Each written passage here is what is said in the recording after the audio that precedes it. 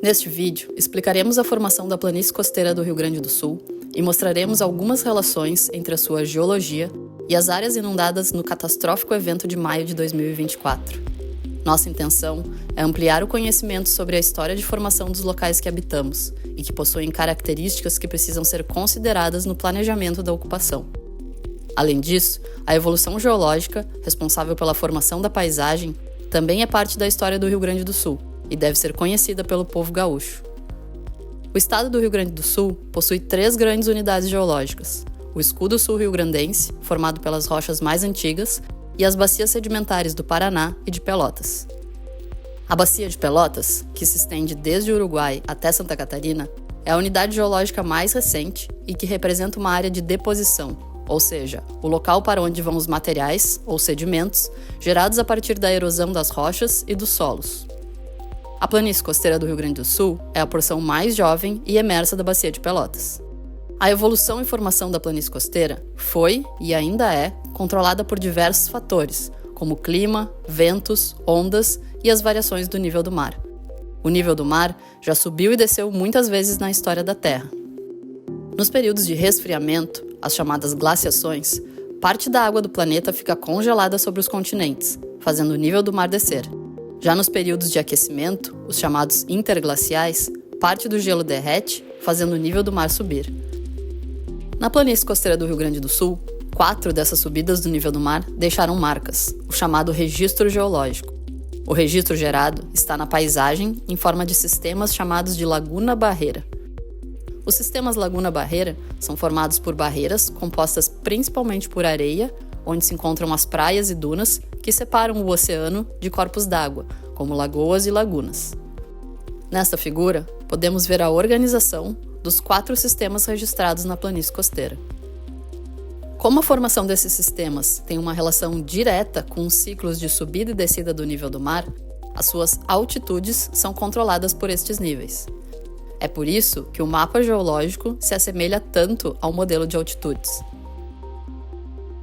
No passado, há aproximadamente 325 mil anos, a Terra estava mais aquecida e o nível do mar estava mais alto que o atual. As praias se localizavam na borda do Escudo e do Planalto. Desse tempo, temos o primeiro sistema laguna-barreira da planície costeira, o Sistema 1. Um exemplo desse registro é a Coxilha das Lombas, a Barreira, e o Banhado Grande, o antigo corpo lagunar, onde hoje corre o rio Gravataí. Nessa época, a Laguna dos Patos ainda não existia e o Guaíba era um estuário, diretamente conectado com o mar. Um novo período de resfriamento da Terra acumulou a água na forma de gelo sobre os continentes, provocando uma descida do nível do mar de aproximadamente 100 metros, deslocando nossas praias por cerca de 100 quilômetros. Com isso, os rios, como o Jacuí e o Camaquã, também se deslocaram em busca do oceano. Após essa descida, o nível do mar voltou a subir, como consequência de um novo aquecimento do planeta, chegando a atingir 9 metros acima do atual, deslocando as praias e os rios no sentido do continente. De aproximadamente 200 mil anos, temos o registro do chamado Sistema Laguna-Barreira II, representado por extensas barreiras que propiciaram o início da formação da Lagoa Mirim, na época uma laguna, e por algumas barreiras na forma de ilhas, localizadas a leste de onde se formaria a Laguna dos Patos. Então, outro período de glaciação fez o nível do mar descer novamente, deslocando as praias e rios no sentido do oceano. Um novo aquecimento do planeta levou a uma nova elevação do nível do mar, deslocando os ambientes no sentido do continente mais uma vez, formando o chamado Sistema Laguna-Barreira III. Há aproximadamente 120 mil anos, uma extensa barreira possibilitou a formação da Laguna dos Patos. Alguns estudos sugerem a presença de outros canais conectando a Laguna dos Patos com o oceano. Porém, outras pesquisas não encontraram evidências desses canais. Uma discussão científica saudável, que faz parte da construção do conhecimento. E então, um outro resfriamento da Terra fez o nível do mar descer, deslocando as praias e os rios no sentido do oceano. Ao longo dessa grande queda, algumas elevações ocorreram. Uma delas, com aproximadamente 40 mil anos, também deixou registros na planície costeira. Há aproximadamente 18 mil anos, sabe-se que o nível do mar estava em torno de 120 metros abaixo do atual, e as praias 100 quilômetros mais distantes de onde estão hoje. Finalmente, a última grande elevação do nível do mar deslocou as praias e rios no sentido do continente, formando o último sistema laguna-barreira, o Sistema 4. As praias, lagoas e lagunas atuais são parte desse sistema, que é extremamente dinâmico. Há aproximadamente 6 mil anos, o nível do mar esteve em torno de 2 metros acima do que está hoje no nosso litoral.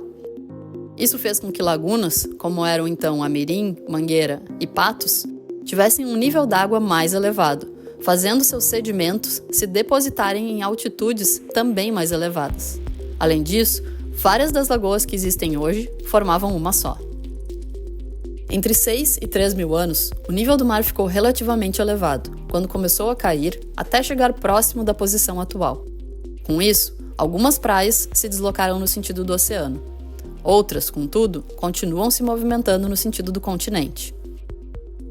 Vale ressaltar que essa queda do nível do mar é a tendência observada na escala dos grandes ciclos. Estudos demonstram uma tendência recente de elevação. Esta tendência impacta toda a dinâmica dos ambientes. Além disso, observamos que a paisagem e os processos dos litorais vêm sendo muito afetados pela ação humana. Como a formação do último sistema laguna-barreira está associada a um nível de mar apenas 2 metros mais elevado que o atual, os sedimentos das lagoas e lagunas geraram terrenos relativamente baixos e planos, os depósitos lagunares. A baixa altitude faz com que estas áreas apresentem os maiores riscos de inundação. Além destes, os terrenos associados aos depósitos de rios, os fluviais, também terão maior risco. Já nas barreiras costeiras, em áreas formadas por antigas dunas, por exemplo, as altitudes são maiores e, portanto, o risco à inundação será menor. Desde o final de abril, grandes quantidades de chuvas ocorreram no Rio Grande do Sul, gerando inundações em diversas bacias hidrográficas. Vários dos principais rios do estado fluem para o Guaíba, que, por sua vez, chega à Laguna dos Patos. Por isso, as inundações que começaram em bacias hidrográficas que estão principalmente na unidade geológica da Bacia Sedimentar do Paraná atingiram a planície costeira. Além disso, áreas da planície costeira relacionadas a outras bacias hidrográficas também foram afetadas. A análise dessas áreas demonstra que até o dia 17 de maio de 2024, a maior parte é de terrenos formados por depósitos fluviais e lagunares, gerados nos últimos 6 mil anos, ou seja, áreas próximas aos rios, lagoas e lagunas atuais. Essas áreas são parte do sistema mais jovem da planície costeira, o Sistema 4. O nível d'água subiu tanto que as áreas inundadas conectaram lagoas, criando uma paisagem que lembra o cenário de 6 mil anos atrás, quando o nível do mar estava 2 metros acima do atual. No litoral sul, por exemplo, a área de depósitos lagunares que ocorre no entorno do canal que conecta a Lagoa Mirim à Laguna dos Patos, o Canal de São Gonçalo, foi completamente inundada. No entorno da Laguna dos Patos e da Lagoa do Casamento, a água cobriu praticamente todas as áreas dos depósitos lagunares e fluviais gerados nos últimos 6 mil anos. No litoral norte, o mesmo ocorreu entre a Lagoa dos Quadros e a Lagoa da Itapeva, que há 6 mil anos eram uma só. Ainda que a maior parte das inundações da planície costeira tenha ocorrido sobre terrenos gerados há menos de 6 mil anos, algumas áreas que constam no mapa geológico como mais antigas também foram atingidas. Como exemplo, a inundação observada no encontro do rio Jacuí com o Guaíba, que, de acordo com o mapa geológico, chegou sobre depósitos lagunares gerados quando o nível do mar estava mais elevado, há 120 mil anos. Como vimos, muitas áreas são geologicamente ativas, influenciadas pelas chuvas, ventos e pelas condições do mar. Com o aumento da frequência e intensidade de eventos extremos e em cenários de elevação do nível do mar, é urgente avaliar de forma efetiva o risco e direcionar o tipo de ocupação de cada local.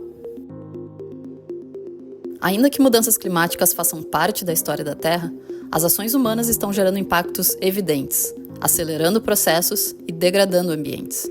A nossa presença afeta o planeta e os processos que ocorrem nele nos afetam. Por isso, intervenções devem ser avaliadas com extrema cautela, tendo como base o princípio da precaução.